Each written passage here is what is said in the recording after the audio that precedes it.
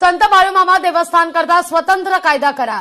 भाजप आमदार गोपीचंद पडळकर यांची मुख्यमंत्र्यांकडे ही मागणी आहे। या सगळ्या संदर्भात पडळकर यांनी काय प्रतिक्रिया दिली आहे ती सुद्धा आपण पाहणार आहोत।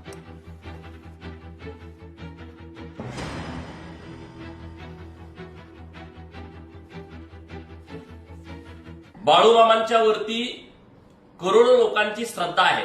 देणगी देणाऱ्या लोकांच्या पैशाचं योग्य नियोजन व्हावं, योग्य वापर व्हावा अशी समस्त भक्तांची मागणी आहे।